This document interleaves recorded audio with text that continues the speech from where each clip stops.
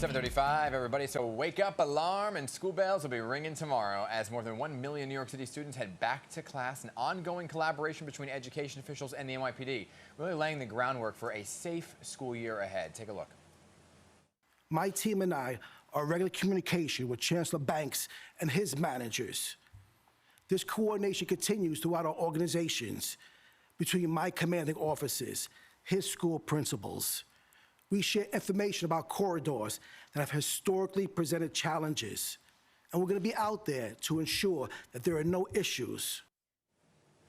So several new safety measures will be in place, not only inside school buildings, but outside as well. So here to tell us all about them is New York City Schools Chancellor David Banks. Good morning, Chancellor Banks. Thanks for being with us. It's always a pleasure to be here with you. Thank you. And happy new school year to Yes. you. Yeah, it's exciting time of the year. It's kind of the Always. unofficial end of the summer and back to school and ready or not, here we go. I hear thousands and thousands of parents cheering at home right now. Right.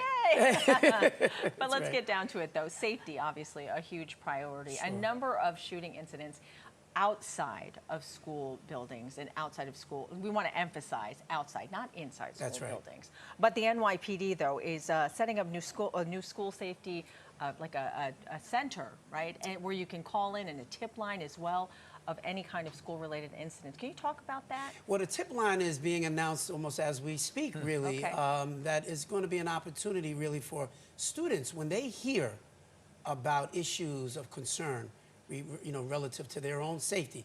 They'll be able to call in, and someone from the NYPD will work very closely with school personnel to make sure we can get in front of it, which I think fully aligns with what the mayor has been charging us with all along, enhancing a level of communication between the school, the NYPD, and then community-based organizations that are aligned with Project Pivot, where we've got hundreds of community-based organizations that are also playing a major role in helping kids keep our kids safe. Those students who are calling in can do it so anonymously.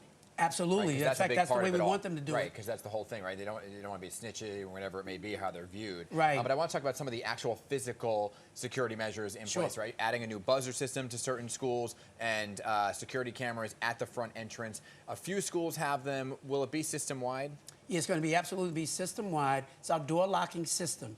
As we heard all across the country, we would see these mass shootings that were taking place. We wanted to make sure that in New York City, we were doing everything we could to keep our kids safe. So now what we're going to do is when the school day begins and all the kids are inside, we're going to lock that front door. Okay. And in order to gain entry for anyone, you're going to have to present yourself on camera, and you'll press the buzzer, and they can see you from the inside at the security desk, and you present your credentials so that you be able to make entry. It's not done to keep parents away. It's done to just add another layer of safety for folks that we don't know who may mean our kids harm.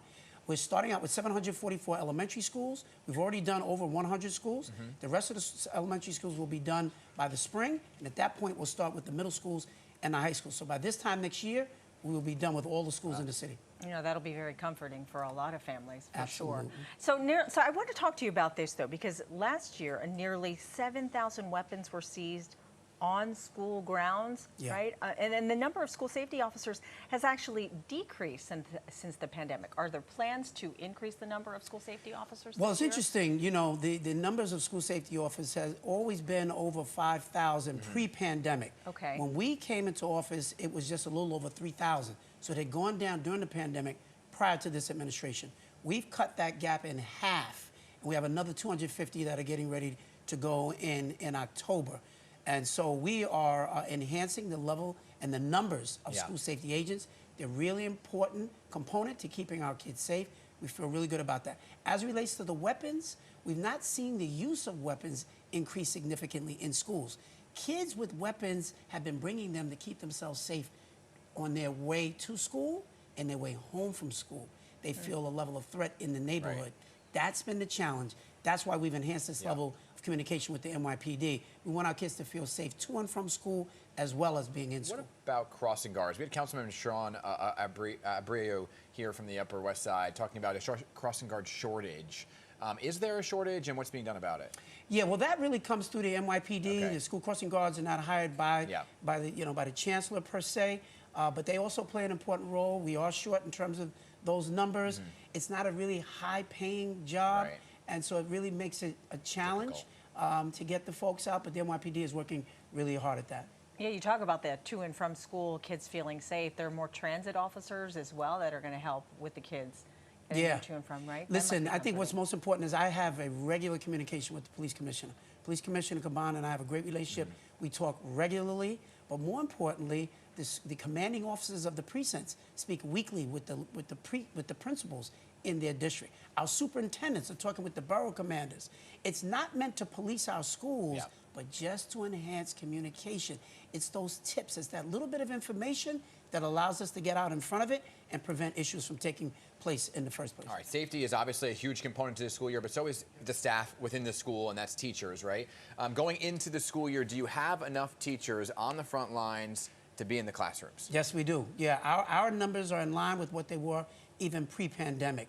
The teacher shortage is a national issue. Yeah. It's not an issue here in New York City. But the issue with the migrant students who are now coming into the classrooms, right, there was a push to get bilingual speaking teachers. Yep. Did that happen? Well, it is still happening. We're increasing those numbers. We have over 3,400 ENL teachers, English as a new language teachers, already in the system. Okay. We have over 1,700 bilingual teachers who speak Spanish. So we have a lot of teachers. We're increasing those numbers. We're actually going to be making a big announcement tomorrow that we think is also going to help. Make it now.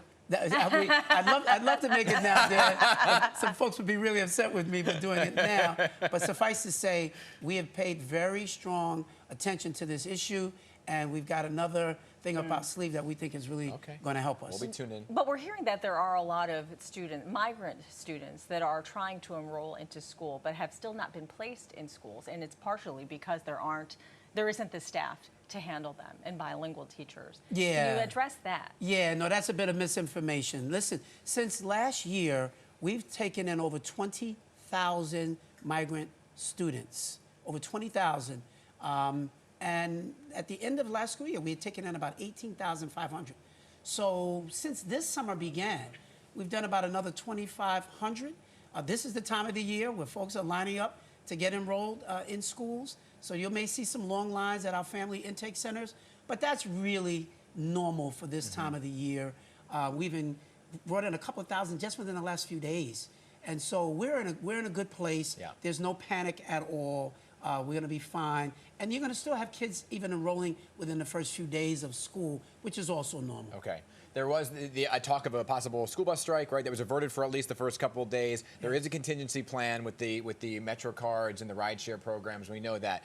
If it goes on long, is that contingency plan long term? Yes. If there is a strike. First of all, fingers crossed that there is not a strike. We're very happy that there won't be a strike for the first couple of days at least of the school year. We're certainly looking to avert it. But worst case scenario, if there's a strike, we've been communicating very directly with our parents, emergency Metro cards, rideshare opportunities for a number of students who are living in temporary housing and foster care, and opportunities for parents to go back and forth with some reimbursement for taxis and the like. So it's a plan that is ready to go. We're certainly hopeful that we won't have to use it, but if we will, we're prepared. Okay. And I'm sure you're very excited for your new reading programs to be kicking off this year Nothing as well. more important this year than ensuring that our kids can read. Yes. Reading is an issue all across the nation. It stops here in New York City. We're going to reverse this trend. We're going to ensure that every child in the city can read. So my message to parents as we start the year, it's going to be a great school year. Kids are going to be safe, and make sure you're reading with your kids every day. Excellent. I do Chancellor that Banks. for sure. Yeah, appreciate your time as always. Thank all right, you. And we'll be, if you don't make that announcement, I guess we'll be there tomorrow for your big announcement. All right. Good to see you as always, and good luck tomorrow. Thank you so much. All right, take care.